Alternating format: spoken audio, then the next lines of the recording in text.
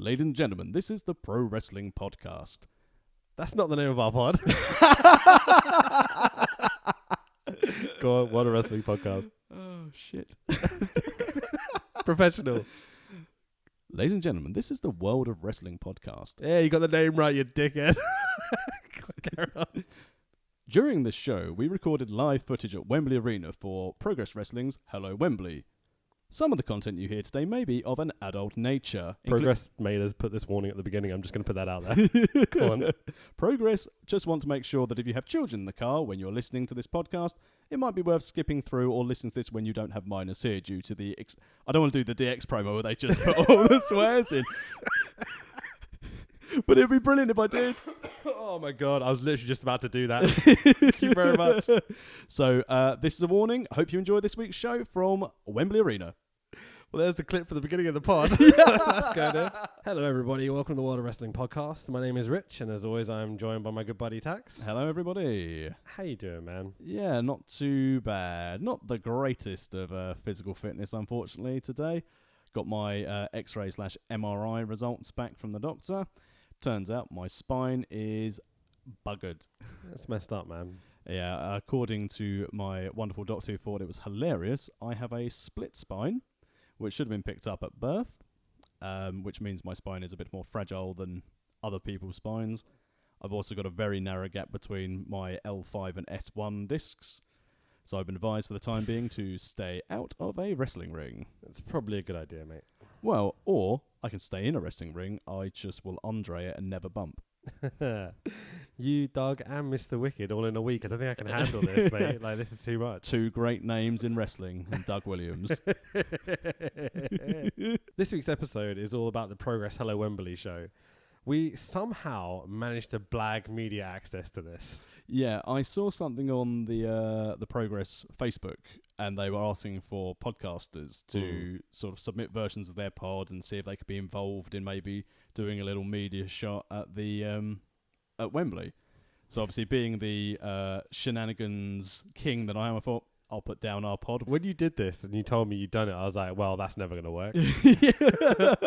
I then got an email from Adam at Progress, who's in charge of their social media, basically saying, oh, lovely Adam. Lovely Adam. He's a very nice man. We like Adam because he gave us media passes. He did. He gave us backstage access to Wembley Arena.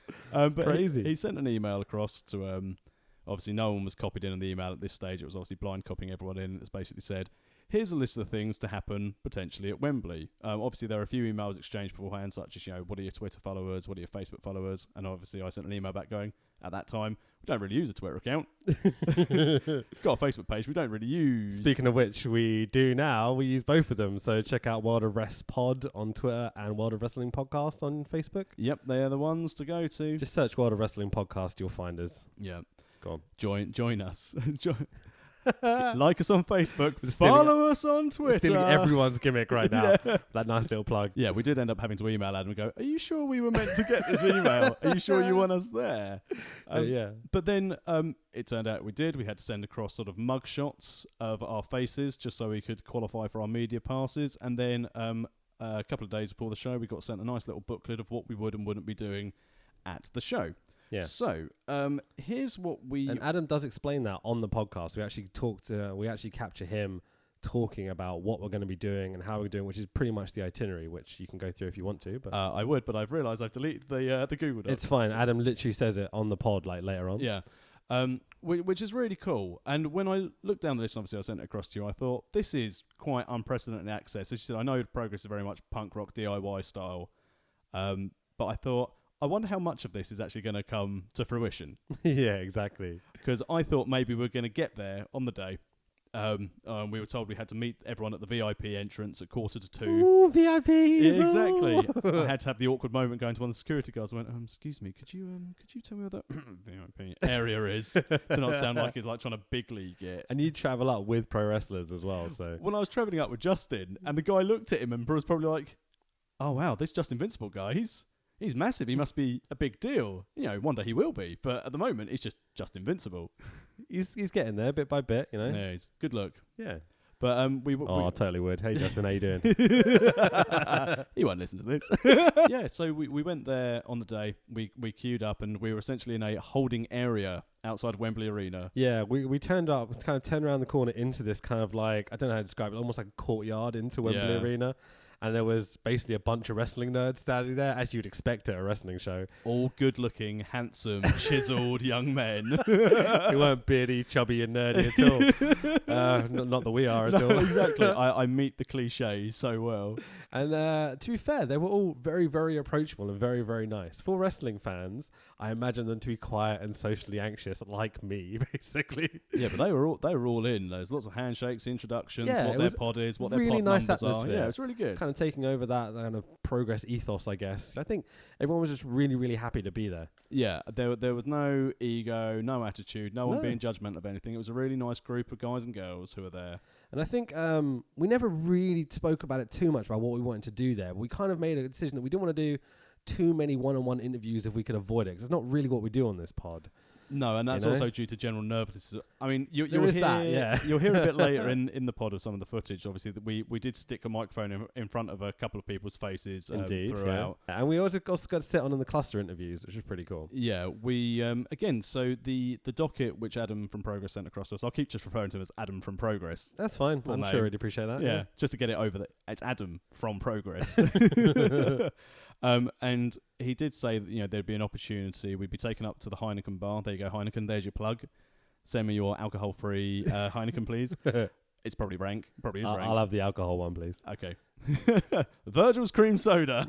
Fuck's sake. But mainly it was just all about just capturing our experience as we got to do this for the first time. Yeah. And I think that'll do as an intro. Should we just go straight into our experience, I guess? Yeah, so we start off, we turn the microphones on as we've just gone through security at... Got our media passes. Go through security at the Wembley VIP. I have to applaud the security guard at Wembley VIP who said to me, have you got any liquids in your bag? And I went, no. And he went, okay. And didn't bother checking. Awesome. So I don't want to bury that guy, but, if we were, I mean... Where are you going with this? It's an intro. Stop talking. Let's just get into it. This is us at Wembley. Hello, everybody. We haven't already started. Oh, that's really weird. I didn't expect that. See, we're not very good with interviews, so we're just going to talk about what we're experiencing and see what happens. I'm about to fall down some stairs. Try not to drag me with you. Yeah, if I fall, I'll let go. Try and describe what we're doing right now. Okay, so we are walking down the stairs into the main bed of Wembley Arena. We've each got a microphone out of my backpack. Yeah, this looks pretty weird. I have to stay literally level with you, otherwise you're going to drag me off somewhere. Yep. And now we're in a holding space. Oh, I feel like Cal. This is great. This is quality audio right now. Yeah. Move it. It's like an interactive experience tour, one of them mazes. Nice. Go that way. Just jumping, go on. You're connected by wire. So we're connected. Sorry, mate. Within the book that I sent you, there's a few things about things you may see, things you may want to take photos of, and things that could be potential spoilers. Please don't. Because we'll be walking through the backstage area now, you'll be walking past certain things lying around, and we want to do this to give you the chance to have that same sort of interaction that the media guys do. So we're putting our trust on you to not do that, like the noise you're hearing, which you probably will get. It's okay, don't worry. And that's your lot. Off you go. 50 quid a head. See you later. So what we're going to do is, when I get a text from John, I'm going to take you through there. John, come in a bit, Joe. Thanks, Fargo. It's all right, mate. I'm going to take you through. You get a photo in front of the set, and then I'll take you all up to the Heineken Lounge where... Sorry, buddy.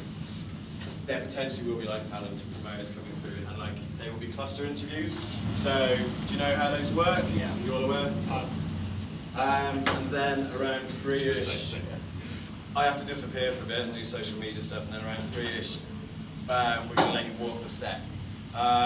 So, feel free to do the Vince walk, feel free to do what you want, but this is exclusive to you guys.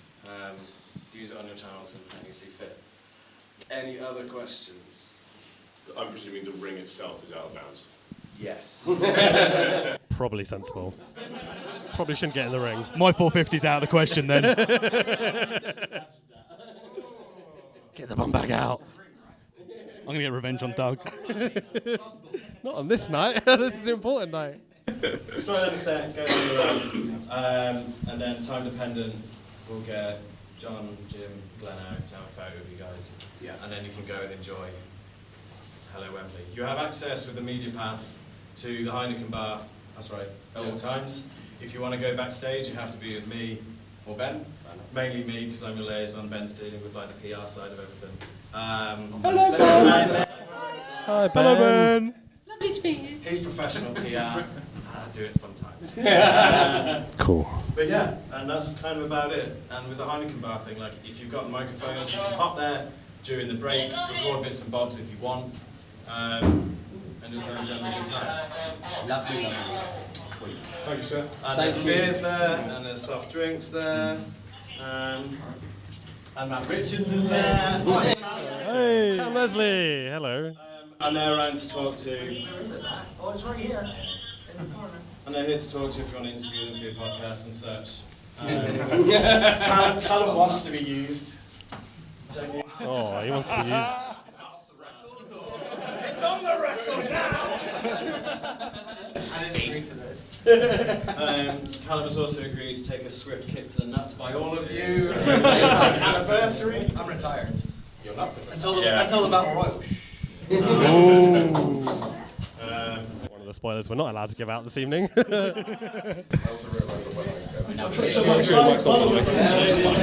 Keep my thumb up. That's why I gave us these Yeah. mics to make sure these ones with the on buttons. I don't need lights, I could just see words. The third one doesn't have an on button, so whoever we give it to will be live. So yeah, This is insane. this is madness. I mean, we're currently waiting for Big John from Progress to give us permission to go and walk backstage at Wembley Arena. With spoiler warnings, we may see some things that we're not supposed to see, which I kind of hope we don't. It's okay, we can talk about it on the pod because we won't release this till No, well after. But also, I paid good money for these tickets and I don't want to see the results. That's a fair point, yeah. If there's like a call sheet or something, I do let's not just close go our anywhere eyes and walk near- the other way. If I walk into anyone, oh, you've just taken out Dragunov. Oh, he's going to have to wrestle Spike Trivet in the main event. It'll be fine, don't worry. No disrespect to Spike Trivet. Yeah, I'm shitting myself already. I'm calmer with the microphone in my hand. I need to just get it out. Yeah, I agree. I think actually having this and being able to talk through a few bits and bobs is quite good. It's getting very noisy in here because there's lots of podcasters and they all like talking. But yet none are recording. No, it just does. That's why they have 2,000 listeners, because we're just going to put out us standing in a foyer chatting on a microphone. It's fine, man. It's all good. But I think the main thing that I've taken away from this is the most... We've been given this lovely laminated media pass. That's it. I'm very impressed with the thing. And they've also put the card on the back. I think it's for noobs who haven't paid attention to what's going on, so they can know to ask them questions about it. I am a little bit happy, though, that I can get hold of Big John via his mobile to lodge any complaints I have about the show. If you want to contact John Briley, it's I think this is one of the spoilers we're not allowed to give out.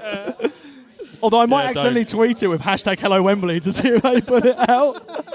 Get it on the screens here. So we're just hanging out backstage still. Matt Richards is here, which is kind of weird. Yeah, I mean, I don't want to try and bundle. This is going to be my problem with these cluster interviews. I don't want to bundle in. Yeah, I'm going to see if we can get through this whole thing without asking anyone a single question. I quite like to say to Trent Seven, could you tell me where the nearest toilet facilities are? You catch that on mic. Excuse me, Trent. Could you tell me where I can go and have a wee? And now we have been beckoned in by Big John. So off we go. Off we go. We are going into the.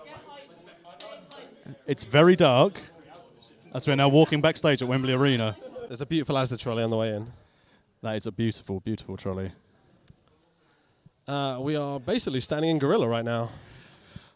This is insane. I can see it standing here. I can see that they've also got the massive monitor out the back and the chair set up for the boys and girls to watch the event. This is pretty awesome. I mean, even just seeing just the layout on the big screen. Ooh, Iceborne entrance. Off to our right. Oh, wow, yeah. Obviously, this is again great for visual rather than audio, but it looks like... It's just about capturing our experience, you know? Yeah. But it looks absolutely huge. And obviously, it is a big venue. Have you been to Wembley before? I've been to Wembley Arena for 2 gigs. One for Smashing Pumpkins, one for Pearl Jam. Look at you, 90s kid. I don't yeah. do live music anymore. It's okay. I came here last year, maybe the year before, to see Baby Metal. Because Okay. my missus is a huge fan, and to be fair, it's a hell of a stage show. Let's go this way. Just gonna. Oh, And don't I know if remember that standing can- here thinking it wasn't as big as I remembered it being. But then when you're here with no one in it, this is kind of insane. Oh. And We're bastards. Sorry, sir. but can you give us any hints of what presents we can experience ahead of this, well, groundbreaking show? Good wrestling. The best, I would assume. But what do you think is going to be, obviously classic cliche stuff of the card. What's going to be the unexpected top match of the card, in your opinion, for today? That's a hard one. I mean, the thing with this card is that it's just 8 main events, right? There's every match on this card could main event any card. So, like, something's going to have to be the opener that could easily be the main event on any show anywhere. So, like, I think Mark Haskins and Matt Riddle are going to have a hell of a match.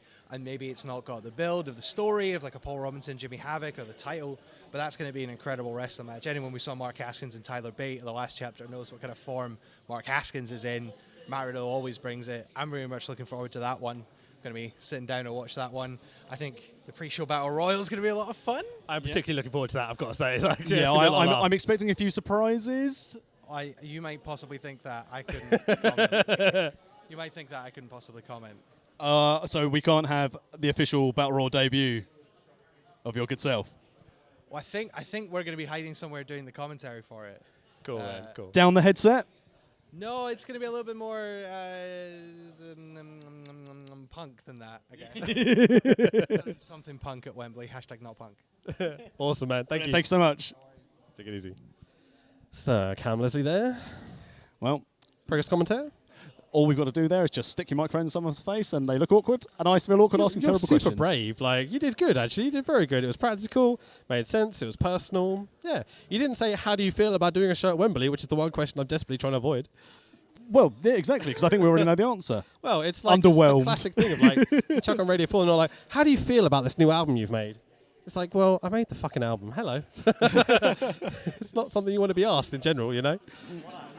No, I'm just saying, like, you know, you don't ask people, how do you feel about you doing a show at Wembley? Because it's just like the one question that's too obvious almost, you know? How do you feel about doing a show at Wembley? You guys, you're doing a show. I'm chuffed, mate. Yeah, I'm You're over the taking moon, piss. Adam, We've got to be like 10 completely honest. subscribers. Like, we should be here. But in all, of course we do, in yeah. all honesty, though, Adam, I mean, this is a big social media undertaking for you and the rest of the team. And, as we sort of briefly spoke earlier, it's taken you a lot of work to get together. Do people really appreciate the undertaking that you've had to go through and what goes into, obviously, promoting such an event like this? What, from a social media point of view? Yeah. How much? I mean, again, as you said, this isn't your full-time job. Obviously, you've got the day job and the wrestling job, like a lot You of other managed to people on hype me up on social media. Like, Yeah. I'm super chuffed for this one. Yeah. But I think that's what happened when you use Greenlight for like a parody video. I was like, how are we going to get the cheapest pop of all time? Greenlight. Mate, that was a good laugh, actually. I like that. Yeah, the thing is, like, you have to try and think different about how you do stuff creatively. Otherwise, then you see that everyone does it the same.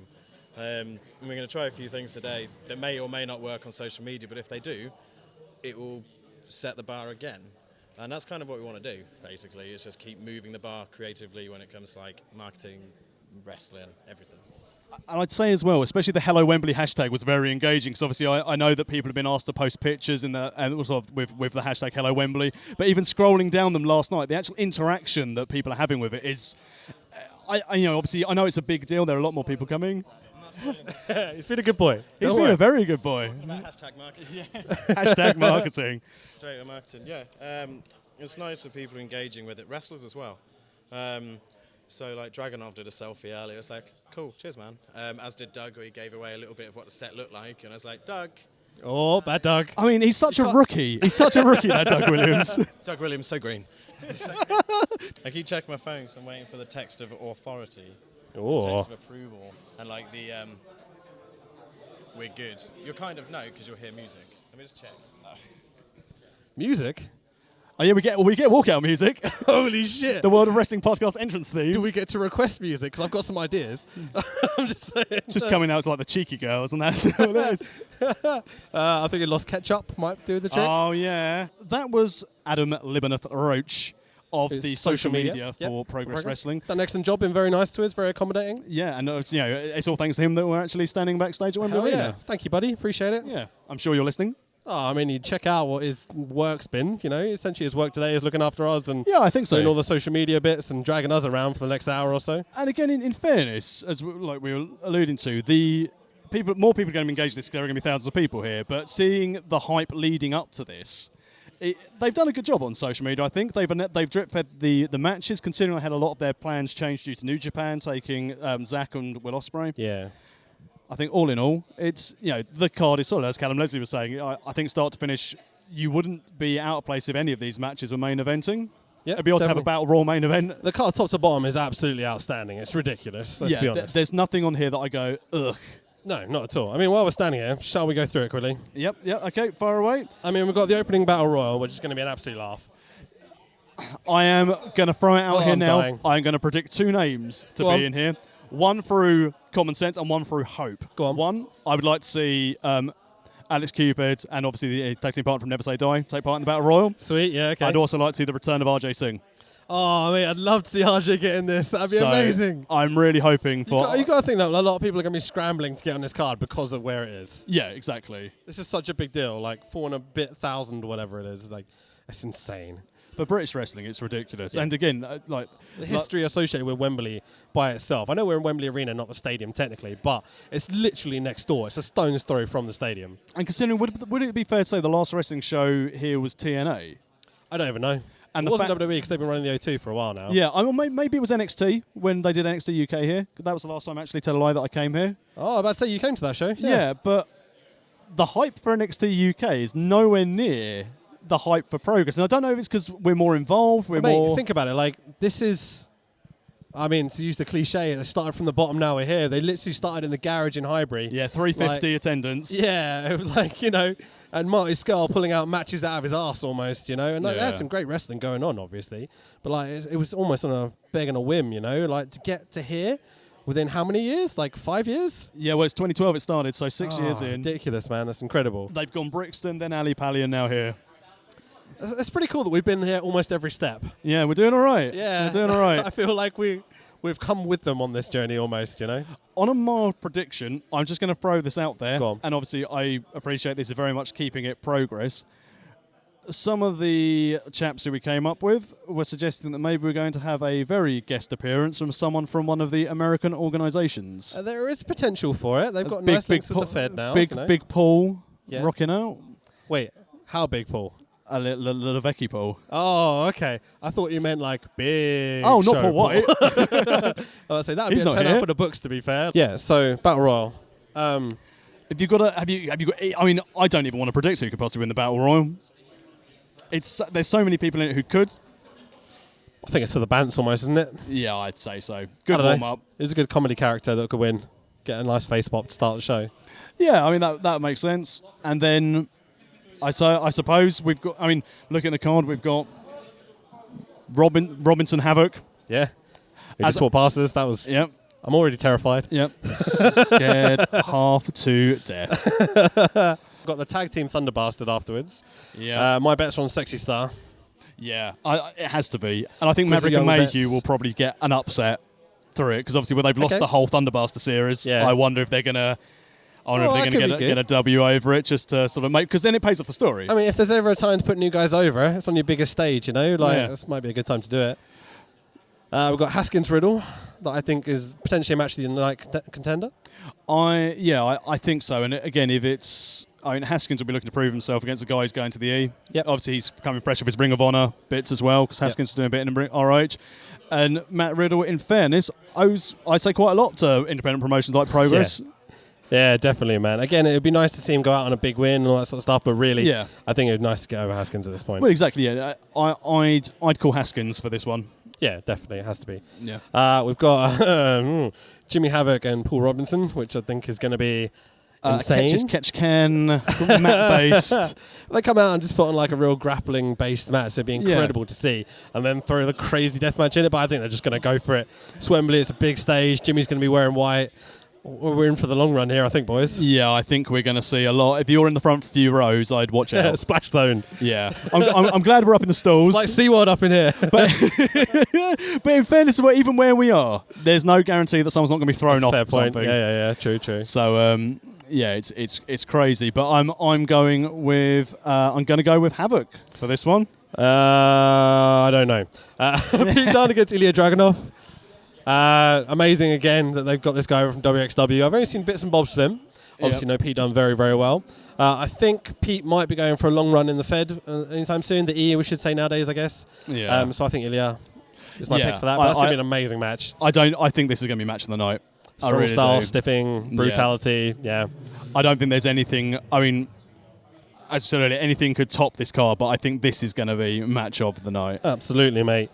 Right, what else we got? We've got Doug Williams against Trent Seven, with Doug's career on the line and for the Atlas Championship. Yeah, I mean, I really What hope. can we say about Doug? He is the ambassador. He is the man. The very first line of our podcast is you talking about him hitting him over the head with a bum bag. I know. It's like, we owe Doug everything. I owe Doug everything to actually having something to talk about in a wrestling career. So, I mean, what a career. 25 years. When he started announcing he was going to be doing a tour. Oh, off we go. We are going into the beast. Into the beast. Right, so to my Weird left I reference see an drop. entrance ramp. And now we're just walking out to ringside area. Not doing the ramp just yet, we're just walking around the side curtain. I feel like Chino Marino about to walk out on stage or some shit. Holy Wowzers. shit.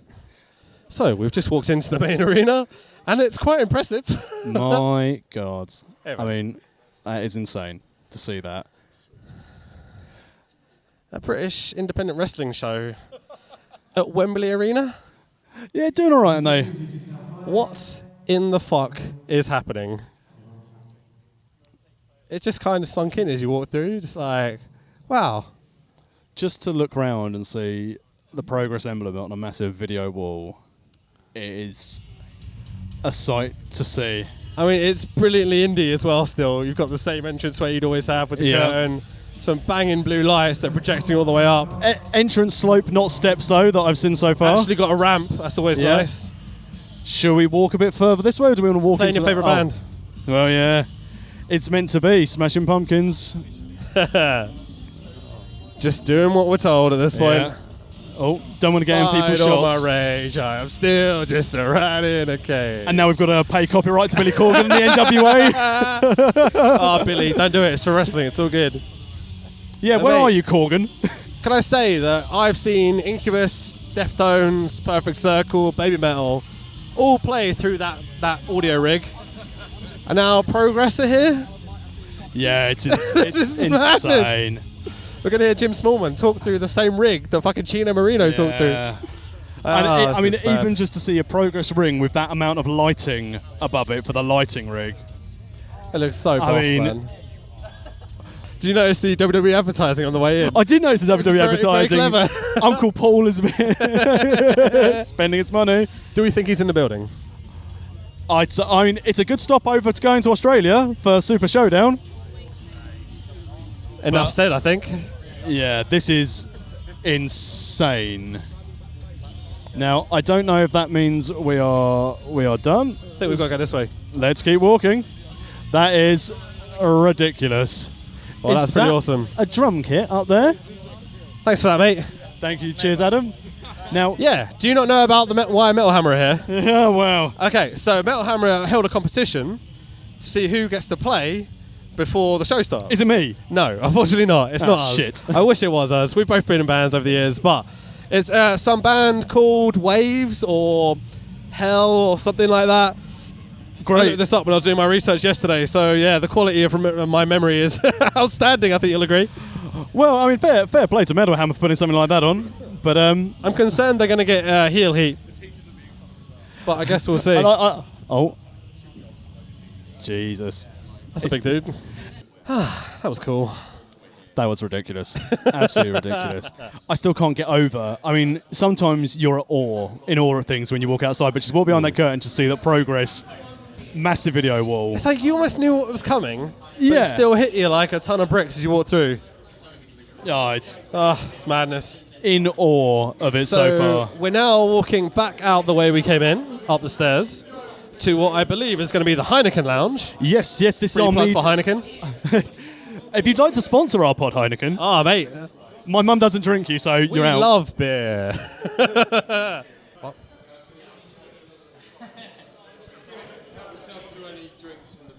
Thanks, man. Thank you very much. We offer drink and food, which is amazing. How kind of them. This is a lovely spread.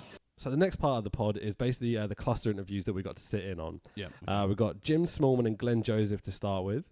We then have Glenn Joseph and Doug Williams, which is an absolute privilege to sit on hearing Doug, and especially on this essentially his retirement show. I say essentially because you never really retire from pro wrestling. Well, never say never. Then got to sit in with Vicky and Mark Haskins, which was awesome as well. And then Paul Robinson, who is terrifying. The scariest man in the entire world. He tells the best story. And the audio is a little bit dodgy here and there because we were in a cluster of 30 odd people all trying to get their own audio. But we left pretty much all of it in. There's some music in the background because some idiot decided to play music through the speakers in the room, which is kind of stupid because everyone was doing the interviews. They do turn it off a few minutes in, so don't worry if that's annoying. And to be honest, if this is not your cup of tea, just kind of skip ahead to the next bit, basically. Yeah. Skip ahead 10 minutes, you'll get there. But the interviews are really fun. I enjoyed being there and seeing it happening. You'll also notice, as it was in cluster interview format, some of the names that keep on being dropped. So-and-so from The Star. I love that people do that. They're like, hello, my name is Dave Joffrey from The Star. And you're like... Man, just ask the question. Yeah. Shout out to our friends from TalkSport, though. Will Gavin and Johners. Yeah, they were lovely. From the Pro Wrestling Show. It was nice to hang out with them after these little interviews as well. Yeah, Will Gavin, 7 foot tall, standing smack bang at the front so no one else could see what's going on. And you just see people with their cassette holders over his shoulder. Bloody tryhards. But yeah, great interviews. Really interesting. Good insight. Have a listen. So we're here with Jim and... Glenn. Thank you very much, Glenn Joseph. I couldn't remember his name for a second. Of Progress, so Jim Small and Glenn Joseph. They're currently standing in front of what can only be described as the thing you see people in footballers interviewed a match of the day when they've got the advertising in the background, all the little logos. Yep, all the advertising for Demand Progress and Virgil's Cream Soda. Yeah, and also Twitter and YouTube. And SoundCloud's making a good mention. Put over your fucking cream soda bullshit. Got some sort of agenda here. Yep. So we don't do interviews very much, so we're standing at the back kind of loitering like good boys because we're way too cool for this. But we don't want to interrupt, so we're being quiet. We're being good. And it was quite emotional as well because the three of us spend an awful lot of time together. And most of the people I've worked with in my career, I do genuinely hate. And that's the same now. But we've managed to be able to do this, I think, between the three of us. We haven't yelled at each other today, which is good. Today. It's a stressful day. Normally we would have yelled at each other. No, I've yelled at other people, but I haven't yelled at you. I'm not yelling at anyone. Many haven't seen you, so that's why. But yeah, just we're quietly proud, but for me it's more like I want every single wrestler who's wrestled for us to be able to perform today. So there's an air of frustration as well because it wasn't just the three of us. This is built off the backs of everybody who's ever performed for us, male or female. We're a small part of it. Wrestlers are the big. Yeah.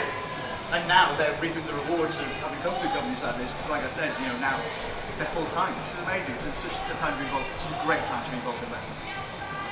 Yes, sir. Jack from Cultaholic. Which match are you both most looking forward to? Hang on a minute, Jack. It's your first Progress show, right? Yeah. It's your fucking round. It's your round! It's your round! It's your round! It's your round! Many people have It's his round. Tell me this, Jack. I believe there's a free bar over there, so If you're going to try and get away with that. I'm going to have like a trousers full of stuff trying to take it out there. But which match are you both respectively most looking forward to, honestly? Main event, because it's Walter and Tyler, and I think they're two of the best wrestlers in the world. I think a lot of people on our card are some of the best wrestlers in the world. I think Tyler is absolutely wonderful. I think Walter is absolutely wonderful, and I think those guys will kill each other for our entertainment, and we'll have a great time. So for me, that's what I'm into as a wrestler, a wrestling fan. What about you? Eddie Dennis and Mark Andrews, because of the year-long story that went into it. I think in terms of long-term storytelling, in terms of the investment that those guys have put into it, the creativity, the stuff that they've done to each other, the way it's transcended wrestling and moved into obviously their personal lives and the band, and for me it's just all-encompassing. Like when the vignette got played the other day, I know it's the longest vignette we've ever produced. And it had to be that long in order to cram the 8 years within. It would have felt like we were doing it a disservice, so definitely Eddie and Mark. Tony Cobb from the Mirror Squad. You've obviously gone Brixton and Italy and now Wembley. What would you say is next for Progress Wrestling? How does it Get given a day off, mate, if we were allowed. I don't know, like, if we never did a show as big as this again, I'd still be super proud if we only ever did the ballroom ever again. But I think obviously when you set a precedent on something like this, it's like, okay, what is next? And it's the question when I've been doing a lot of press, it's the thing people keep asking me, and I'm like, I don't know.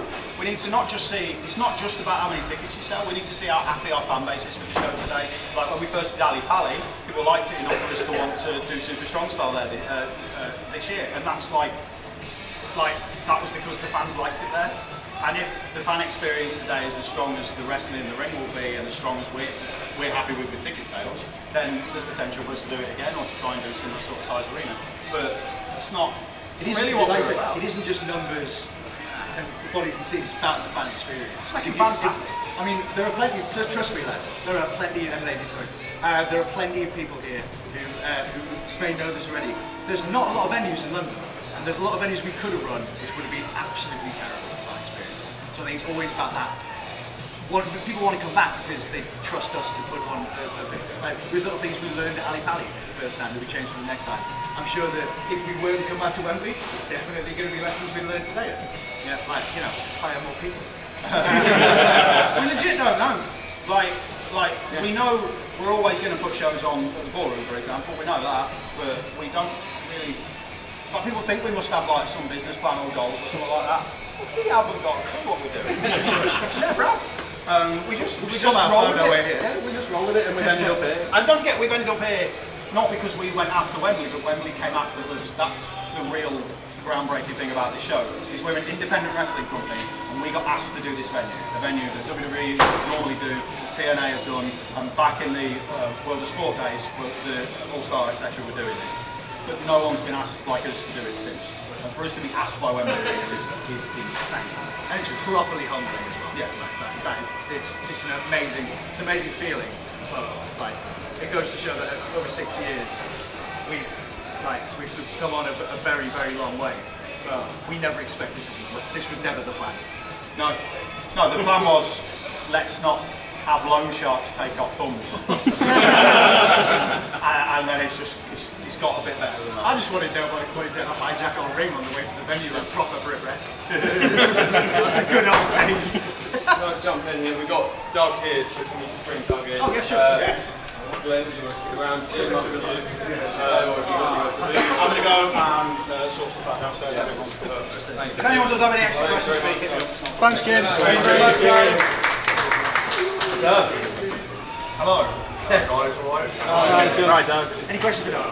Yeah, I mean, Doug, for you as someone who has been so key in the British independent scene for so long, seeing them put on a show somewhere like Wembley Arena, biggest show in 30 years, what's that like for you? A kind of validation of my endeavour to keep British wrestling at the forefront of everybody's minds globally. This kind of shows that the talent is there. You know, the business is there, the support is there by the fans, and I mean, it's an amazing experience. It's an amazing feeling for me. I get to perform in front of all those fans, but the whole of British wrestling and all the other talent that are involved, it's something really special. You can't put into any more words than that, really. I think somebody who may be looking at some of the talent that off the top of my head, I can't remember it right now, but I know that some of them have been wrestling for maybe 2 or 3 years. Sure. When you were 2 or 3 years into your career, yeah. were you wrestling for them? Well, I don't think I even got out of the holiday camps by that point, you know, I mean, really, honestly. And yeah, your average attendance was maybe 100, 200 at shows like that. You know, when I started, the business was dead in the water, ultimately. You know, it was hanging on by its fingertips to the edge of a big precipice. You know, and it's managed to claw and pull its way back onto the top, and it's running up the mountain as fast as it possibly can. Yes, sir. Hi, Doug. So, Toby from WR and WR5. So, as I say, you've obviously been there since the holiday camps, the Butlins, the WWE impersonations that we all grew up seeing. Right. Why do you think British wrestling has grown to the stage that it is now? What has made it suddenly explode? It's a combination of a lot of things, really. First of all, the talent is there now. Talent's always been quite technically proficient in England and pretty good, but now they're much more rounded. Everybody knows their character, everybody looks the part, everybody can tell a great story. They're much more rounded now. On the flip side, promoters are doing a much better job now of presenting a product that people want to see, you know, and using social media and, you know, the modern forms of promotion to really get the product out there. And I think really now you've got an audience that have grown up watching the family shows when they're younger. They reach a sort of age in their 20s and now they're getting a product that they want to watch as well. So sustaining that growth and bringing in new fans as well has helped it grow. It's all kind of come together in kind of a melting pot. No worries. Yes, sir. Right, Henry Holloway from the start. So you've got Wembley Stadium opposite. Is British wrestling ever going to be able to sell out Wembley again? Like a big stadium. That's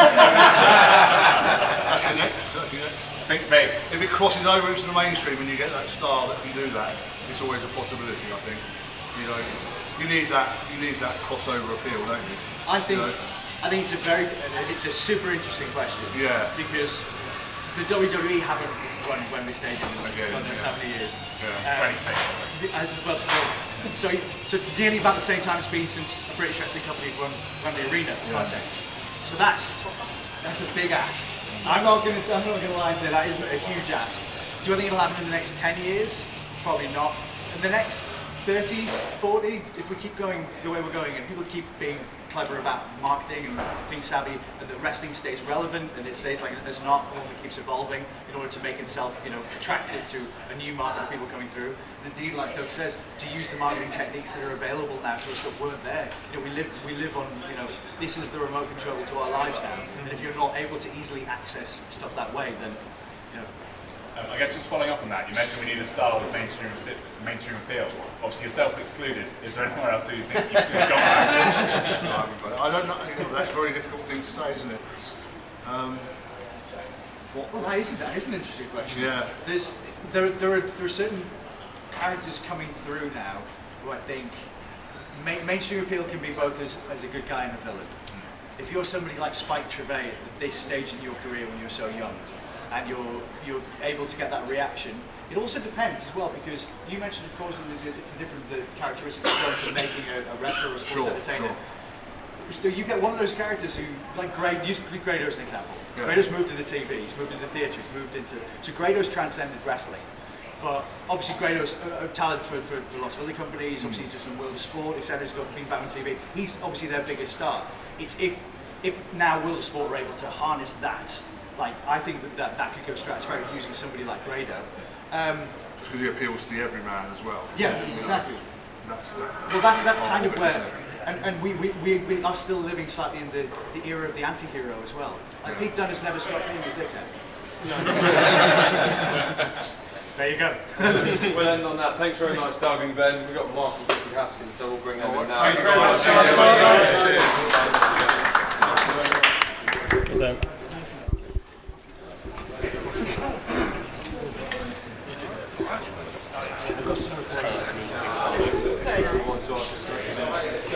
Hey guys. Hey.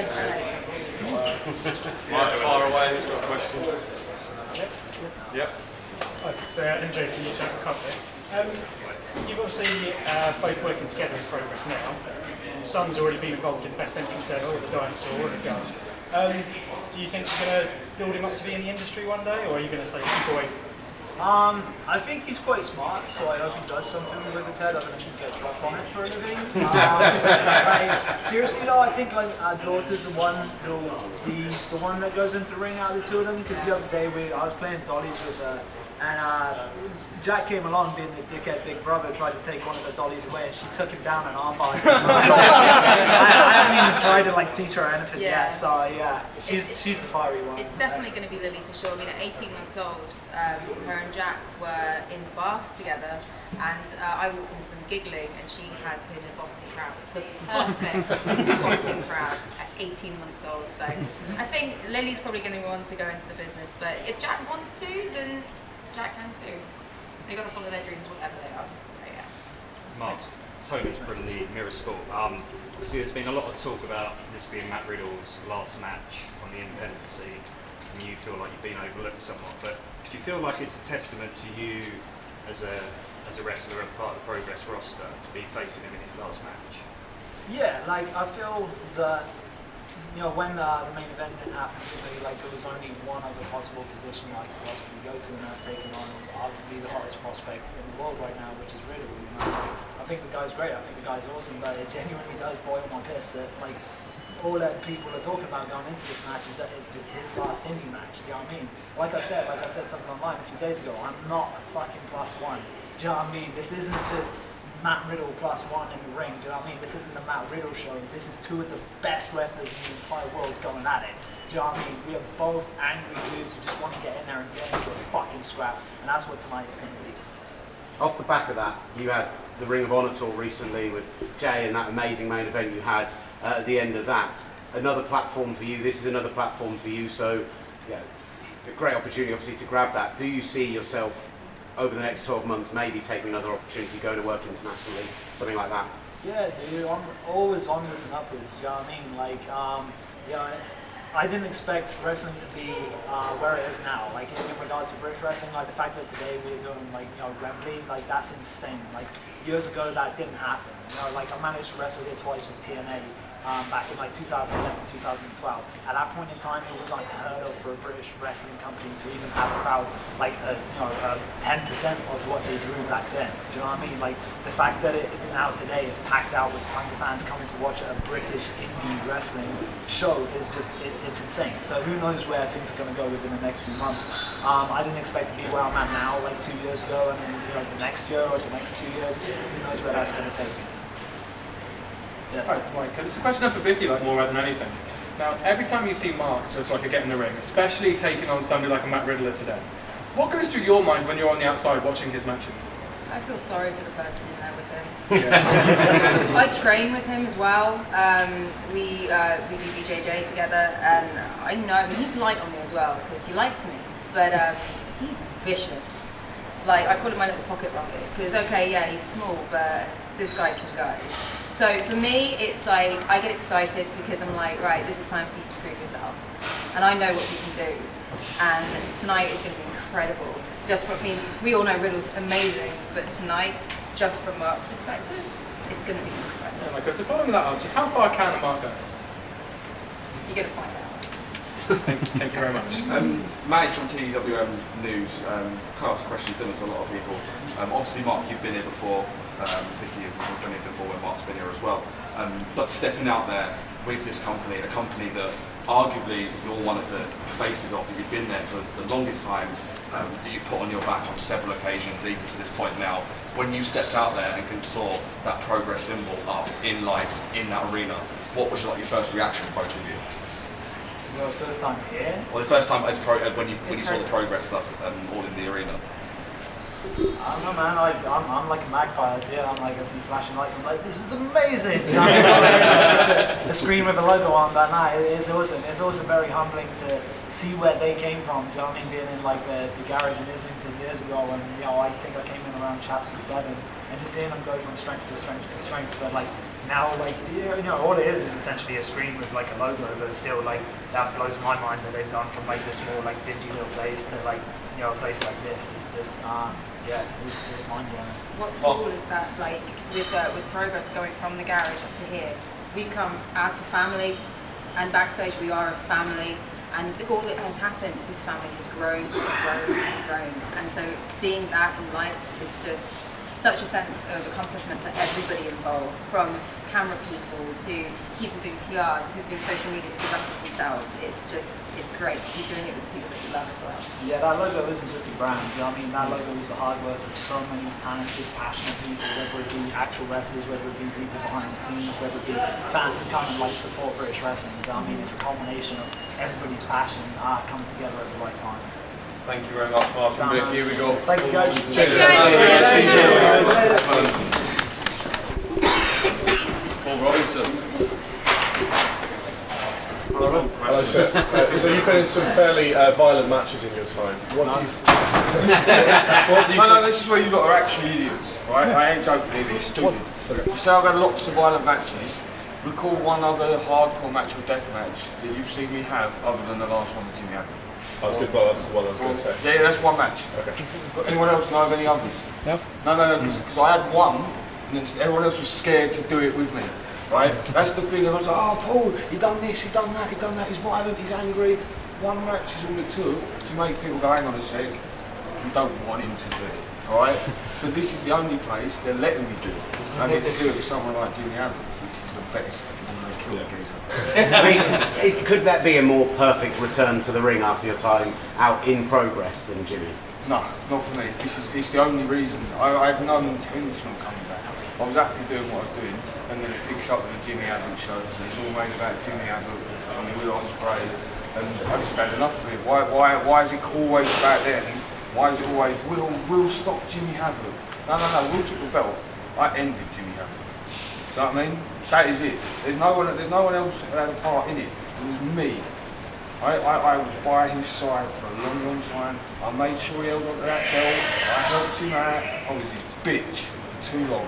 And then all of a sudden, I was the one that stepped up. And like I said at the time, Jimmy's little bitch made Jimmy Abbott look a bitch. So Paul, you sort of mentioned you've come back just for this match, obviously with Jimmy. After tonight, what's next for you in Progress there? Alright, that's one thing I tell everyone here. This ain't Paul's coming back, he's going to stop Jimmy Abbott when he's gone again. I'm back, and I'm back for the fight. Right? I've been given a second chance. A second chance I did not know I was going to get. Right? I'm taking it with both hands and I'm running. And I've got, there's names, there's people that I want to fight, and I will fight them. And I'll make sure I can fight them. Because I've had to put up with John Briley, Jen, Ben, and all that now for 18 months, looking after, making sure I stay in contact. And I've done what I needed to do to get to where I am right now. And that's all it's about, it's a necessity. And I want to fight, I need to fight, and I'm going to fight for Progress. Outside of your match tonight, for someone who has continued to stay in touch with the company, work with them, doing stuff backstage and working with the wrestlers, just today as a whole, Wembley Arena, how proud is it for you? Oh mate, it's mental. I've got to be honest, just straight up, I've been running around the place like a kid. It's like Christmas, isn't it? I've been doing this is probably one of the few times I've been smiling most of the day. It's great. So, it's immense. It's hard to put into words. The best sort of, it's like a kid at Christmas. I've been waiting for this, and the week's dragged. Then finish the day till Friday. It's like the weekend's here. Mate, it's buzzing. I can't even explain it. So I was saying, you're all experiencing it. It's mental, isn't it? I honestly don't get there was such a big deal made of All In, and obviously that was a huge deal. But this is a show almost the same size happening in the UK with almost entirely British talent. That's for me. Yeah, it's comparable. It's definitely comparable. They're different. It's different. Yeah. Right? But yeah, no, I see what you're saying. I mean, All In was great. I'm not slagging off. I'm just saying I think it should be. No. It was nice as well to see that sort of show like Will Ospreay. I thought he was going to appear. He's not here anymore. I don't want to. I'm not. It's not good, man. It's wrestling, isn't it? I can't. Anyone else? Yeah, it might all be wrestling, but Will Ospreay on a World of Sport. Talk to me. I'm about that. Why did he get me? No, that's good. If they don't. I'm just talking straight to you guys. They don't base, if there is a season 2 around Will Ospreay, then it's stupid for me. It's a shame almost that they recorded the first season and had to run with it no matter what, because you see the reaction Ospreay was getting. It was like, hang on, if they'd known this after the first show and were able to rewrite and redo it, they could have based that whole first season. For example, I don't know how this works. I'll never do this sort. For me, imagine Will was chasing Rampage for that whole first season. That's money, isn't it? That's for me. So I reckon they dropped the ball a bit with it, but because of the way TV works and they pre-record this sort of kind of thing. But yeah, Will's Will. Perfect, thank you. Awesome. Yeah, go on. Yeah, one more. I think besides President Trump, you're probably the most terrifying man in the world. Do you actually get off on ring and intimidate people? Yeah. Okay. Oh mate, I don't say too much, but yeah, I do it in real life as well. I mean, it's why not? We're all a bully deep down. I mean, the worst thing is I've got kids, so I have to make sure I don't do it in front of them. The worst thing is he said we do things I shouldn't. Like, for example, oh, here we go, sorry, I'll tell you a story. Yes. So I'm pulling off the drive, I'm leaving my dog's leg bent. Oh, this is where I used to live. The geezer's coming round, he's clipped my windmill, right, and I've got like, oh mate, he's still being recorded. I've got that indicator on the windmill, so it's cracked in it. It's a company car, don't cost me nothing. Not to get repaired anyway. So I've turned around, I've gone down the road after it, right? And I'm like, he's pulled over, he's got the facts. He didn't even know about it, poor geezer, he's like in his 50s. Right? I'm like, what have you done? Look. And I'm like, look, there's a crack. Now I've got to pay for that, you muck. What are you going to do? Poor idiot owns his wallet. Right? Oh. I just see cash, I'm not going to back. He's in the next to me, boy. He's good job from McDonald's. Top parenting. I'm off. Cheers, So the next little part is basically after I experienced backstage. The journey to the seats. And not getting to walk down the ramp, which is unfortunately something we were promised we'd be able to do but didn't. Also not getting our photos taken with the promoters, which is something we were promised that didn't happen, which is fine. It's not a problem. It would have been nice, obviously, but you know, they had bigger priorities at this time. Oh yeah, definitely. And I think he said, well, we used the term promise. I think it was one of the things it was the plan was to have it was on the itinerary as such. But I completely understand why people didn't get to do that. Exactly, and I think having us walk down the ramp as well would have been, I mean, it would have been hilarious to do it and would have been great fun, but just even walking into the arena to see it all was great. There's a bit on the pod where we talk about potentially having music to walk down to. What music would you pick? If you could have any music in the world, not necessarily for your gimmick, but just like as you. Oh, me? I mean? Yeah. I'm still just a sucker for Evolution's theme by Motorhead. I bloody love that song. Evolution is a mystery. Yeah, exactly. Amazing. It's cool. the best song ever. Mine's Hall & Oates, You Make My Dream Come True. You make my dream come true. Woo, woo, woo, woo. Because obviously I'm a face. Well, of course, yeah. So this next bit is basically us walking out from Wembley Arena's backstage into the bit with all the punters and everyone walking around and going to find our seats and meeting up with the SCPW lads. Just to, as a brief warning, if you are listening to this in your car with young people, obviously we're going into the arena now where people are a little bit happier. They may have had a few beers at this stage, so certainly. I think Justin, Conroy, and Silas were all incredibly pissed by this point. And Silas, Roth, and Conroy were absolutely hammered. I mean, I blame Conroy because he was still just drinking after losing his championship. Shout out to Conroy. Oh, mean. But yeah, this bit's a lot of fun. So here you go. Okay. So, well, that was a privilege to say the least. Yeah, watching some interviews with Jim and Glenn. And then we had Big Doug. Paul Robinson. The Haskins as well. Yep, both the Haskins. Haskins is? I don't know how to say that. Haskins is. And then nice chat with the lads from Talk Sport. Yeah, exactly. They're lovely lads who still need to come take bumps in the SCPW ring. That is very true. That is very true. All right, well, I think this way. I think we go this way. Right, sweet. So we're now going to see if we can actually get to our seats. Is the plan. That is the plan of action. I guess we just wander around and see what happens. Yep. Keep going. Keep going. Cheers, mate. So we're now into the main bit of Wembley. Oh, I feel like a punter suddenly. What's going on? Yeah, it's I'm with the real people now. It's an absolute these nightmare. Scumbags, these fucking Neanderthals. I want back in our Heineken lounge. We get to go listen to, we've got a media pass. Ask wrestlers questions. In all honesty, I should probably actually look where our seats are so we can try and find out where we're going. That's probably a good idea, to be fair. I'm going to stop here and I'm going to look at our seats. We're going to stop by the nacho stand. That's nacho choice. Hey. We are in Block N6. Block N6. So we are on the wrong side of the arena. Excellent. We can go around this way. Don't worry, it's fine. Okay, no problem at all. I've been here before. I know what I'm doing. Okay, so we're going to go N6. We're upper, aren't we? Yes. All right. That'll be easy. So, the general reaction and the general production so far of this, I think it's been really good. I think the people they put in front of the podcasters, I think it was a good range. Obviously, there's the interest in Doug Williams. Yeah, I'm really happy they brought the Haskins out and Paul Robinson, because I didn't think they would, to be totally fair. I thought we'd just maybe get the promoters if we were lucky, and maybe some commentators and stuff. So actually to get some wrestlers out, hear what they had to say about their matches. God damn, Paul Robinson's fucking terrifying. Paul Robinson is the most terrifying man alive. He's so scary. I literally can't begin to say how much that man, when he came out, even if I wanted to ask a question, I wouldn't have bothered, because he would have just I get the impression even his eyes would have just beaten the tar out of me. Yeah. I feel like as we're walking through the crowds of people here at Wembley, we should be asking questions or something. But that's not what we do here on this podcast. So I can give it a bash if you like. Nah, fuck it. Come on, let's go find our seats. Let's talk to people we know. What, actually sat in our seats? Yeah, exactly. So we started running down the card earlier. Yeah, go left. So now we're going to start talking about Haskins. That's the point, yeah. We've got matches to go over still, haven't we? So we've got Haskins. Oh, there's merchandise. Hang on. Go Go left, go left, go left, go left. Oh, hang on. Go left, go left, go Sorry. left.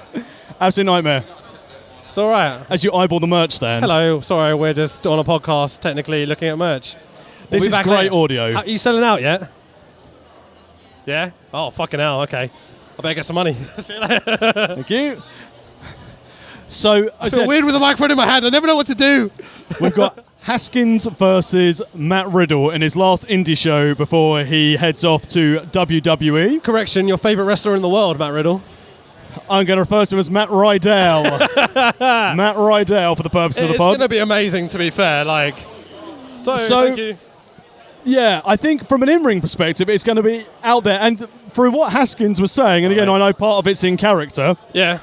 I get the impression that he really does have an axe to grind, that he was not. He was working like a beast in that interview, mate. He was, but the best workers, there's always a semblance of truth. There's me and you sitting back there with both him and Robinson just being like, this is amazing, we're being worked. I love it. Hang on, before you go. Come back. If you want to. Are you sure? She's gone? We don't do interviews. Fuck that shit. Come on, let's go. No press. I believe that lady was under witness protection. That's why she couldn't possibly take part in anything. We're semi attempting to accost people, but not really. Yeah. Right, N1 and 15, this way. Yep. Don't want to give away our locations in case people try and commit fraud. Who's your pick for Riddle and Haskins? It's got to be Haskins, isn't it? Riddle's off to the Fed, so... Yeah, I'm going to go with Haskins. What number is it again? N6. N6, all right, okay, cool. Keep going. And then, and obviously we've got Doug versus Trent. Oh, it's going to be amazing. I want Doug to win. I really want Doug to win. I think giving him a victory at Wembley is the way to go and keep his career going for another 20 years with that belt. Yep, agree. Just let him retire without this belt. Doug for everyone. Yeah. Is that like a political campaign? I was about to say, Doug for president. Doug for everyone. Doug for presidents, we're prime ministers. I know what I'm talking about. On the plus point, though, right, what else? We've obviously got our main event. We haven't even talked about the main event. Jesus. We've got Walter versus Tyler Bate, the big strong boy. To be fair, when Zach dropped out, and then they put Tyler Bate in there, hey lads, I was so absolutely chuffed, man. I thought it was going to be Pete Dunne.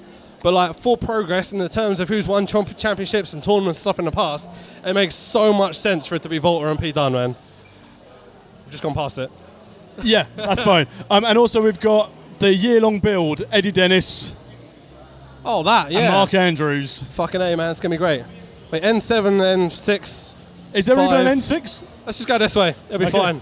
We'll work it out. Yep. And that's TLC, isn't it? N7. N7, we are definitely N6. N8.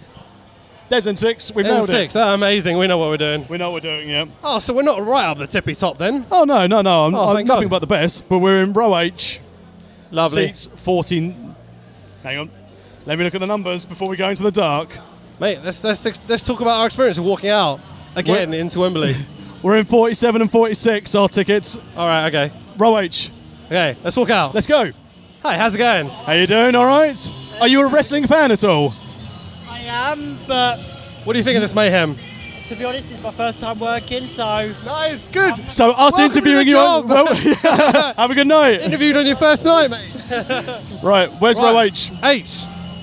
Which way? Left or right? I don't know, but we're on 47 and 48. I can't see them anywhere. 47 and 48, you say? Yeah, so that'll be This that way. We've got this. And we're probably going to be banned from doing this shortly. Nah, we've got media passes, we're allowed to. Yeah, of course we are. I'm astonished no one stopped us, to be fair. Well, yeah, very true. Very true. Mate. Welcome again. Yeah, another guy, yeah. Where are we going? We're H48, 40. Top row. Oh, look who it is. It's a bunch they of are. mugs. Thank you, we found them. Here we go. Who are these cunts up here then? And unfortunately, we see horrible people who we know. Look at this bunch of ugly cunts. All right, how you doing, mate? Nice to meet you. All right, mate. I'm Rich. How you doing? How you doing, bro? We seem to have bumped into the entire SCPW roster. Oh, yeah.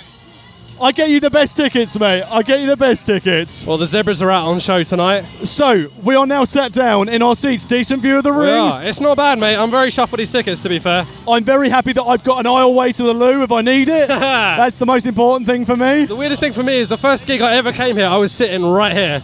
Literally, like there. Outstanding. Yeah. So we've got a bunch of mugs with us. Do you want to introduce these cunts? Yeah, okay, so we have Just Invincible. Hello guys, how you doing? Cold-blooded Daniel Conroy, the Hustle Heart champion. How we doing, people? Be a heel. Don't be nice. We've just had an interview. We just had a cluster interview. Yes, definitely. We just had a cluster interview with Paul Robinson, and he has literally scared the daylights out of me. He's so fucking scary. He was working the whole time as well. Like, it was terrifying, man. He told the story of how someone clipped the back of his car, a man in his 50s, and he went up to him. Basically, the bloke opened his wallet and he took all the money out of it and went to McDonald's. Literally, Robbo just went like, "Thank you, mate," and just took it all. Like, fucking scary cunt, mate. Yeah. Oh yeah, man. Oh, and also we've got Silas Roth. Hello, gentlemen. And ladies, we have my mum listens to this podcast and criticises it horrendously. So our mums love this podcast. What are you talking about? The only people that listen. My mum gives up. She listens to the intro for the joke, and that's about it. Oh, good times. Right, we're going to pack it in for now. Okay, off we go. Do you want to ask them what they think? Okay, well, very quickly, lads, round a group mic, predictions. So, main event, Walter, Tyler Bate, who you got? Tyler Bate. Walter. Tyler Bate. I will confirm my. Yeah, point. I don't know. My pick is Walter because he's just won the belt, and I think he's going to hang on to it. And I think Tyler's going back to the Fed. So yeah, Tyler's going spend running NXT UK. Yeah, it's going to be good. Going to slap the shit out of him. It's simple as that. It's going to be fun either way. You know. What Yeah. I mean? All in all, Yeah. Fucking A. Yeah. great car start to finish. Guess we'll come back in about 5 hours. Yeah, let's do it. All right, cheers. Okay, so the next little bit is halfway through the show, as you're pretty much obviously going to find out. Our thoughts and feelings of the first half. Anything you want to say on about this? Yeah, I mean, just to even walk back to the foyer where we were going to do our little sort of half-time recording, the number of people at this show was astronomical. And this is what we did. Half-time. It is. It's half time. We're standing out here at Wembley Arena in the merch store. How was the first half for you? Yeah, I think I've been brought in more by the atmosphere. I mean, pre-show Battle Royal, very entertaining, good fun. True. Really enjoyed that. Yeah. Opening match, Haskins was very good, really stepped up to the plate, I think, today. I enjoyed Haskins and Riddle. I think Riddle should have sold some more. So probably my highlight of that first match was probably the women's match, actually. Women's match, really good, nice bit of a, all tease the feud with the House of Couture. With a nice, the turn in there as well. Like, let's not drop too many spoilers, I guess, but like... Yeah, and then a stunning debut. Yeah, exactly. So, not too bad, not too bad. Really good times, man. Good storytelling all in all, I think. Generally, overall, I've enjoyed it. Not so happy with the finish with the Doug Trent 7 match. No. I just had it explained to me that apparently Trent's been trying to hit that crossbody for the whole last couple of years. And so that's a big deal. But yeah, but it's a crossbody. For Doug Williams' career to end on a crossbody. Spoiler. Yeah, I mean, fuck it, we'll spoil this, you know. Yeah. We've got to talk about it, haven't we? I'm not happy about it, to be honest. It seems that I agree with you, as you were saying before we came on pod, that this should be more about something shady from Trent 7. It feels like it. Because then he can build off it. What's the allure? What's the benefit of him beating Doug Williams? What can he build on other than I retired Doug Williams? If I cheated to beat Doug Williams, then if he wanted to turn heel, great.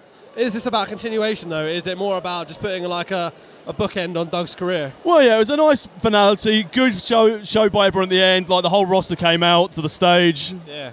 All in all, a nice send-off. And then we went on to match 4 of our, my God, Jimmy Havoc, Paul Robinson. They fucking went for it, you know. I mean, they certainly didn't leave anything behind, did they? Yeah. Good that grief. ending was brutal.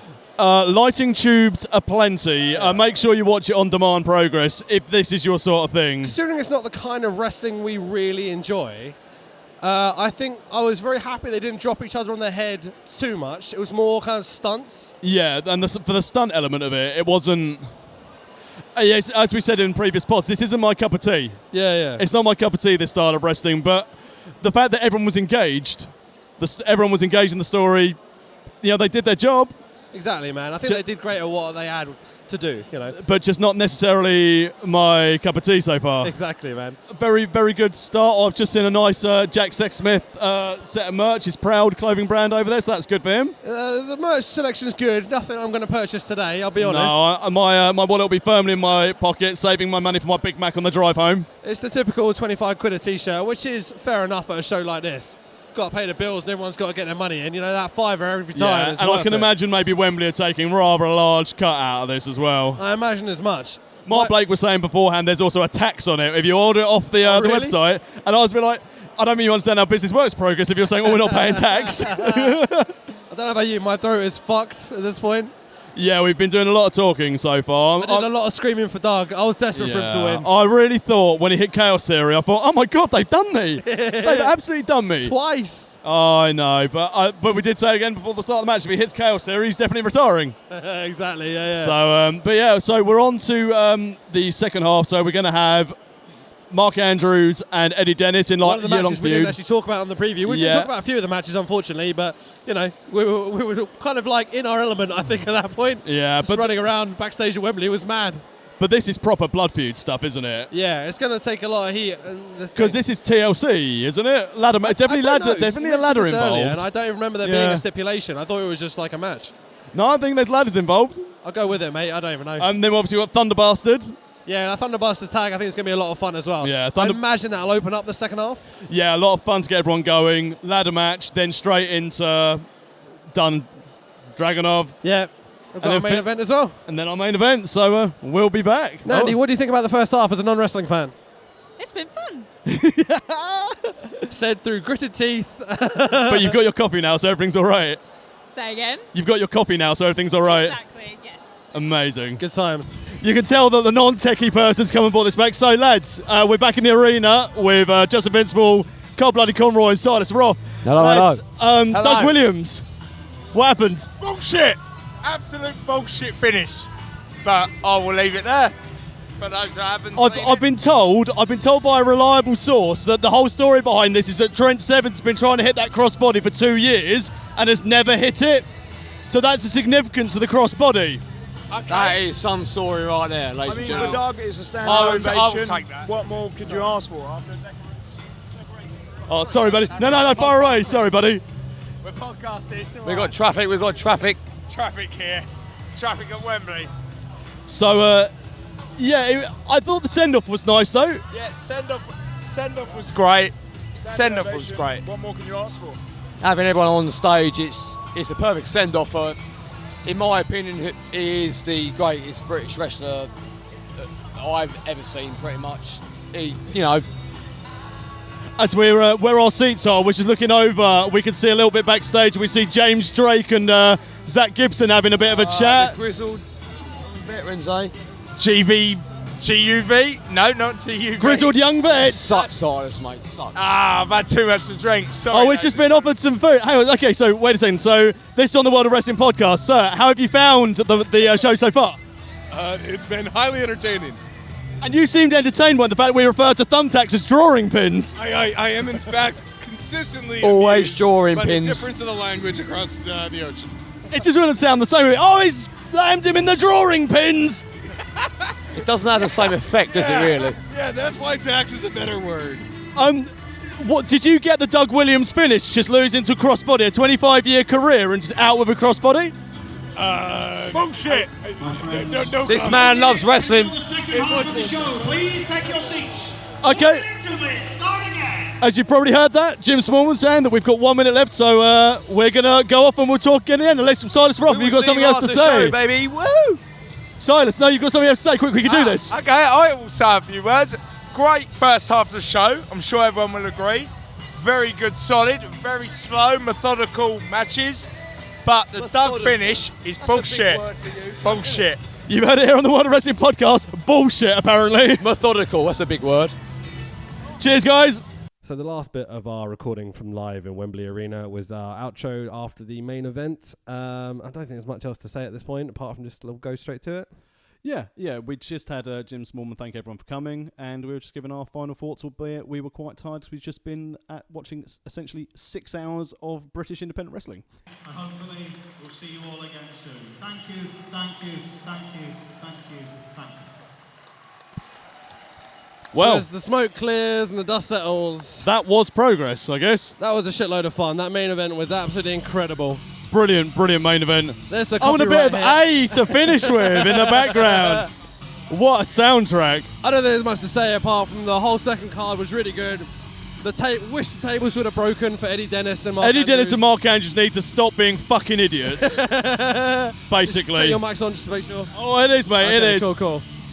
But aside from the table issue, it was really good. The Thunder Basket was a lot of fun. Yeah, very, very good. Lots of fun spots in Thunder Basket. Don't know what's happened to Dunzilla. Yeah, exactly. Hopefully he's all right. Yeah. Lots of injuries coming out of this card, I reckon. True. I don't know what else to say. I'm tired. My throat hurts. I'm tired. I want to go home. Let's do it. Thank you very much for listening to World of Wrestling Podcast. Check us out on worldofwrestlingpodcast.com. What's your socials? At the Tex Williams for me. Mine is Rich Be Thy Name. That's Instagram and Twitter for both of us.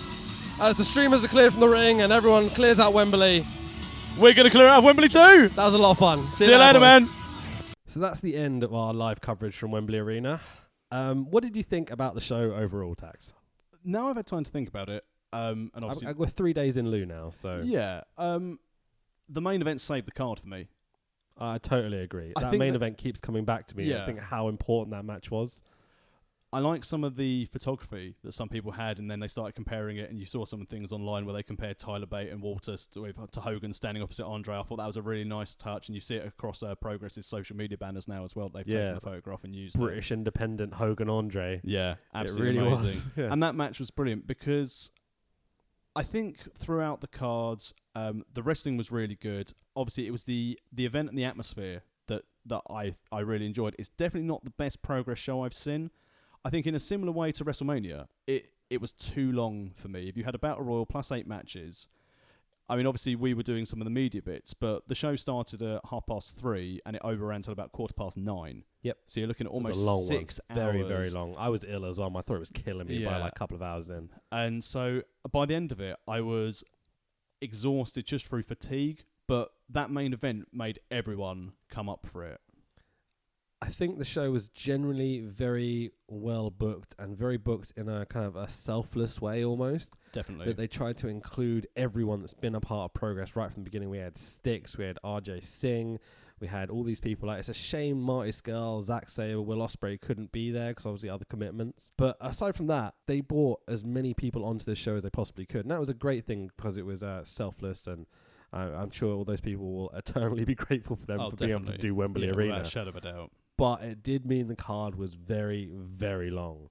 Yeah, and I think, as we sort of alluded to a little bit in some of the live footage, Haskins Riddle was good. I think having WWE and some working agreement in place was helpful for them because maybe Progress were a bit like, we've lost Zach, we've lost Will Ospreay, and maybe Uncle Paul was like, why didn't you have Matt Riddle? I feel that there's 2 or 3 matches that could have either been cut or been shorter. So maybe it's a bit fantasy booking, but maybe I would have had just a tag team match rather than the full Thunder Bastard that lasted quite a long time. Yeah. You could have cut out maybe half an hour there. You could have maybe cut out half an hour from the Battle Royal as well. There's all sorts of things that you could have cut down on as well as some of the matches. I think Mark Andrews and Eddie Dennis went all out and did some crazy shit in that match.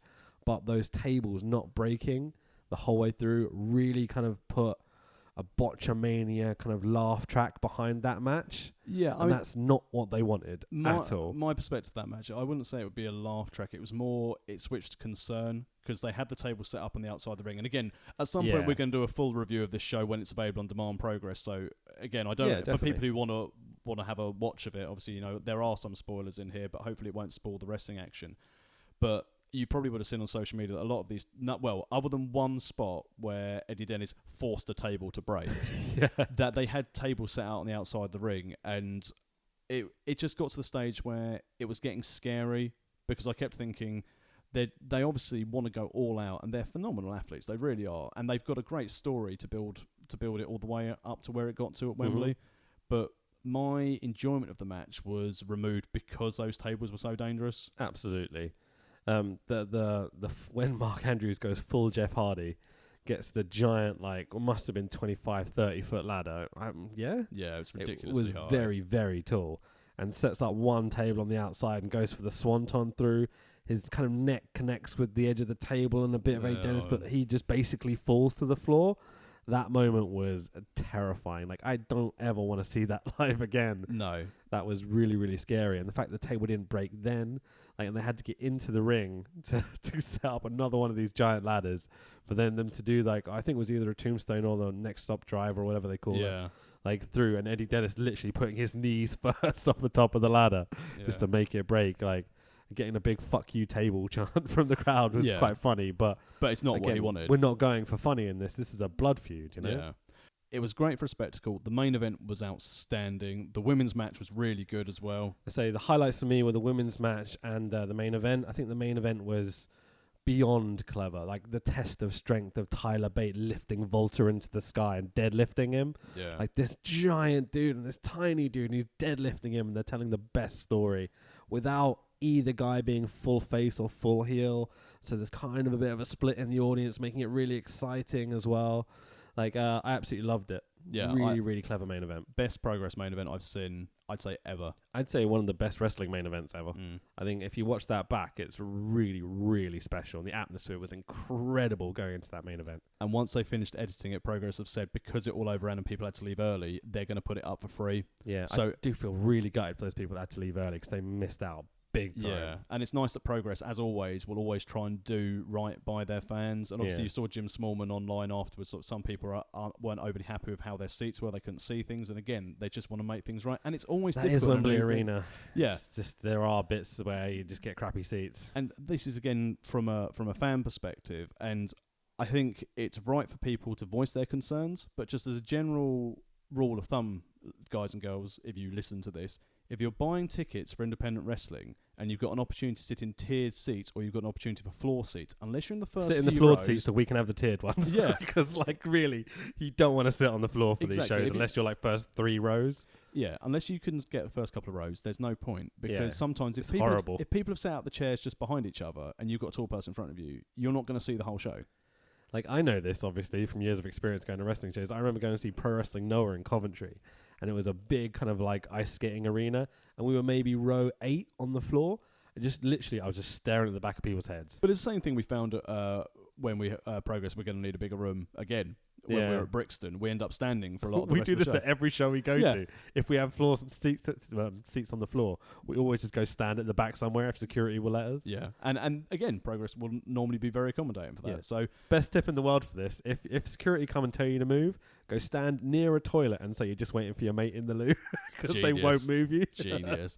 Or now I'll just keep my Progress media pass and go, media mate. 100%. We're bringing those to every show for Progress ever. Like, just to be like, oh no, we've got media passes. They do say hello Wembley on them, unfortunately, but you know, we'll get away with it. It'll be fine. Those security guys, they don't know what's going on. Cornflakes rating for this show. 3. Keep in mind we haven't watched it back yet. Yeah, I'm going to go... Really only 3 for the biggest independent wrestling show? I'm going to say 3 just for the length of time for my overall enjoyment of the show. Yep, I agree. But Tyler Bate and Walter, just 5 out of 5 cornflakes. I will give it 4 just because there was 3 or 4 matches I really, really enjoyed. I could have done without some of the hardcore-y high spot elements. I understand why they're going for them. It's a big show. They want to show off. They want to be remembered. Not work, though. I could have done with a lot less handshakes. Yeah, there were a lot of handshakes. Ilya Dragunov and Pete Dunne shaking hands after their match is completely unnecessary. This is the first time these guys have ever wrestled. We can keep this going for generations, potentially. Well, this is what we said. And That's again, an exaggeration, but yeah. as a final point on it, you know, again, Progress want people to give their opinion. So obviously, don't get me wrong, it's great that Progress have put things here. But if, you know, like we've always said, if anything, we're honest on this podcast. Yeah, exactly. And I think having Dragunov at the end of a handshake has ruined them building a super, super top heel who could run through that roster for 2 years and have a massive, massive title run. I still think he can be, but it definitely didn't help. No, they've done a full start with him. Yeah, it feels like it, doesn't it? And Jacoby as a manager, My God, outstanding, fantastic! Man. And He when did such a good job of getting the crowd going, and they were a little tired by this point as well. Yeah, so they were really into it. So it was a real boost to the crowd. But I would say, obviously, too many handshakes for me. Almost every match had a handshake after it. A lot of content for a wrestling show. In general, it's difficult to pay attention to anything for that period of time. And I think the just how they put the end of the Dragunov match. Yeah, absolutely. I appreciate there may have been something that said Doug losing on a crossbody. I know that like Trent hasn't hit this crossbody for however many years or whatever it is, but it's Doug Williams, for God's sake. Have him go out on a big spot at least. I did have a think about this a bit more. You're wrong. I don't care what you're going to say. Go on. I was going to say, but if you think back to, and what we're going to be covering on next week's pod when we're looking at AWA and look at some of the finishes, some of the moves, Doug and Trent Seven had a World of Sport style match. So back in they? Well, they started by having a World of Sport style match. Okay, yeah. But if you think that in World of Sport days, a crossbody would have finished someone off, like a clothesline would have finished someone off. I know what you're saying, but this is not World of Sport. This is Progress. This is Wembley Arena. This is Doug Williams' 30-odd year career, you know? Like, I think it deserves something better. Yeah, I agree. I'm trying to find... After he's hit 2 Chaos Theories and Trent's kicked out, and Doug's losing to a crossbody. I mean, that crossbody's going to have to run through the roster now. It's going to be like the Tombstone or the flip bar driver. Like, no one's ever going to kick out of it. Jesus, it's going to be the new Michinoku driver. No one should kick out the Michinoku ever. That was it, kicking out finishers. Yeah, there was a lot of that. But again, you're going to get that. It's indie wrestling at Wembley. Of course, there's going to be like people kicking out big finishers. Yeah. If they do it at WrestleMania, they do it. Well, true. Really good experience. And overall, I think it was a good learning experience for us to be backstage, go through all those bits. It was amazing. I had the time of my life. And potentially there may be something happening at Super Strong Style 16 next year in May. So hopefully we'll be included in those discussions and involvement in that event as well. So Adam, if you're listening, we'd love to come. Subtly put, sir. Very subtly put. Yeah. Don't ask, don't get. I will say for Progress to go from Garage to Brixton to Ali Pali to Wembley Arena is an insane achievement. They should be immensely proud of what they've done. I may not be the biggest fan of everything Progress do ever, but oh my God, the fact they got us to Wembley, they let us in backstage. I can't be more grateful. 6 and a bit years to get there. Outstanding. It's Outstanding madness. achievement. It's absolute madness. Do you think they'll go back? Absolutely. I think next year, Wembley Arena. Why wouldn't you? Got 5,000 people in there. Let's do it again. And the main thing to get over, if you haven't seen it, and that I didn't know until we got to the show, Progress were asked by Wembley. Progress didn't go to Wembley. Wembley went to Progress. And I think, just to put the full stop on this pod, Wembley Arena approached Progress Wrestling, who were told that they couldn't ever succeed putting on independent wrestling shows in central London.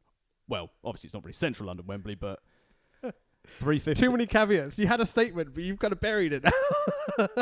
No, I haven't buried it. I buried myself, but not the statement. You buried your lead. Like, you were there and you got there. Nailed it. You can find us on our website. It's probably the best place to find all the links to all the podcasts from Stitcher, iTunes, everywhere else. It's just worldofwrestlingpodcast.com.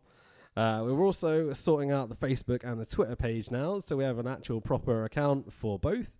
The Twitter is World of Res Pod, so WRES, World of Res Pod, because we can't have World of Wrestling Pod or podcast because it's way too long apparently for Twitter. Yeah, cheers Twitter. Back to the days where you could only have 180 characters. But if you follow us on there, we'll instantly follow you back because we want to obviously build up our fan base and such. Fan base? No, follower base. We like to interact with people. Exactly, yeah. I've actually really enjoyed it. I found a lot of the people that were also podding while we were at Wembley and such already, so that's been really nice. Search World of Wrestling Podcast on Facebook or online. You'll find us anywhere. And do you want to do yours? I am at the Tax Williams on Twitter and Instagram.